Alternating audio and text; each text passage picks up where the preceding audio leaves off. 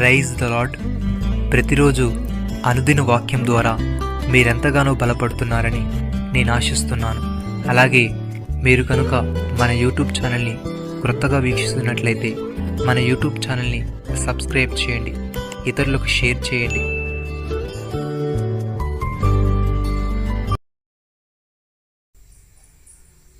తన నిత్య మహిమకు క్రీస్తునందు మిమ్మల్ని పిలిచిన సర్వకృపానిధియగు దేవుడు కొంచెము కాలము మీరు శ్రమపడిన పిమ్మట తానే మిమ్మల్ని పూర్ణులుగా చేసి స్థిరపరచు బలపరచును. పేతురుకు రాసిన మొదటి పత్రిక 5వ అధ్యాయము 10వ వచనము. ప్రభువు వలన ప్రేమింపబడిన సహోదరులారా, ఆత్మ మిమ్మల్ని పరిశుద్ధపరచుట వలనను మీరు సత్యమును నమ్ముట వలనను ఆది నుండి దేవుడు మిమ్మల్ని ఏర్పరచుకునను. గనుక మేము మిమ్మల్ని బట్టి ఎల్లప్పుడూ దేవునికి కృతజ్ఞతాస్తులు చెల్లింపబద్దులమై ఉన్నాము. మీరు ఇలాగున రక్షింపబడి మన ప్రభు అయిన యేసుక్రీస్తు యొక్క మహిమను పొందవలనని ఆయన మా సువార్త వలన మిమ్మల్ని పిలిచెను. కాబట్టి సహోదరులారా, నిలకడగా ఉండి మా నోటి వలనను మా పత్రికా వలనను మీకు బోధింపబడిన విధులను చేపట్టుడి.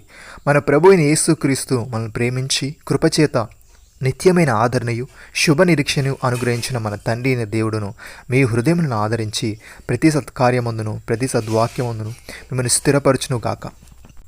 సహోదరి సహోదరులారా, మీరు విధేయులకు పిల్లలై మీ పూర్వపు అజ్ఞాన దశలో మీకుండిన ఆశలను అనుసరించి ప్రవర్తింపక మిమ్మల్ని పిలిచిన వాడు పరిశుద్ధుడై ఉన్న ప్రకారము మీరును సమస్త ప్రవర్తన యందు పరిశుద్ధులై ఉండడి. పక్షపాతము లేకుండా క్రియలను బట్టి ప్రతి వారిని తీర్పు తీర్చువాడు తండ్రి అని మీరు ఆయనకు ప్రార్థన చేయుచున్నారు. కనుక మీరు పరదేశులై ఉన్నంత కాలము భయముతో గడుపుడి. పితృపారంపర్యమైన మీ వ్యర్థ ప్రవర్తనను విడిచిపెట్టినట్లుగా వెండి బంగారములు వంటి క్షేవస్తుల చేత మీరు విమోచింపబడలేదు, కానీ అమూల్యమైన రక్తము చేత, అనగా నిర్దోషమును నిష్కలంకము నగు గొర్రెపిల్ల వంటి క్రీస్తు రక్తము చేత విమోచింపబడితిరని మీరు ఎరుగుదురు గదా. ఆయన జగత్ పునాది వేయబడక మునిపే నియమింపబడిన, కానీ తను మృతుల నుండి లేపి తనకు మహిమనిచ్చిన దేవునిడల తన ద్వారా విశ్వాసులైన మీ నిమిత్తము కడవారి కాలముల యందు ఆయన ప్రత్యక్షపరచబడిను. గనుక మీ విశ్వాసమును నిరీక్షణయు దేవుని యందు ఉంచబడి ఉన్నవి. పౌలు భక్తుడు ఈ విధంగా అంటున్నాడు: మరణం ఒక అపరాధ మూలమును వచ్చినదై ఆ ఒకని ద్వారానే వెళ్ళినడల కృపాబాహుల్యమును నీతిదానమును పొందువారు జీవము గలవారే మరి నిశ్చయముగా యేసుక్రీస్తును ఒకని ద్వారానే ఏలుదురు. కాబట్టి తీర్పు ఒక అపరాధ మూలమును వచ్చినదై మనుషులందరికీ శిక్షావిధి కలుగుటకు ఎలాగ కారణమాయనో, అలాగే ఒక పుణ్యకార్యము వలన కృపాదానమును మనుషులందరికీ జీవప్రధానమైన నీతి విధింపబడుటకు కారణమాయను.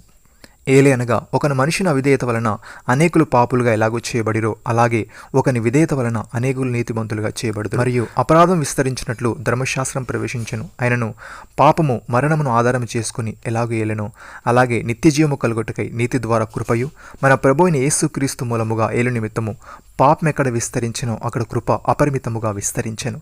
నమ్మిన వారు నాతో కలిసి ప్రార్థనలో ఏకీభవించండి.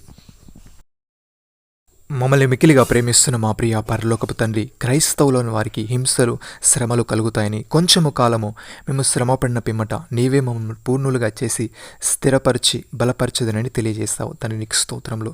దేవా, మేము నిలకడగా ఉండి మాకు బోధింపబడిన విధులను చేపడుచు ప్రతి సత్కార్యమందును ప్రతి సద్వాక్యమందును స్థిరపరిచి సహాయము దయచేయమని, పక్షపాతం లేకుండా క్రియలను బట్టి ప్రతి వానికి తీర్పు తీర్చువాడు నీవు.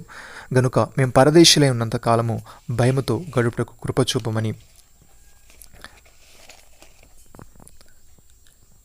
మేము సమస్త ప్రవర్తన యందు పరిశుద్ధులై ఉండుటకు కృపచూపమని, నీ రాకడి యందు మేము నిరపరాధులమై ఉన్నట్లు అంతము వరకు నీవే మమ్మల్ని స్థిరపరచమని ప్రభువైన యేసుక్రీస్తు నామములో ప్రార్థిస్తున్నాము తండ్రి. ఆమేన్.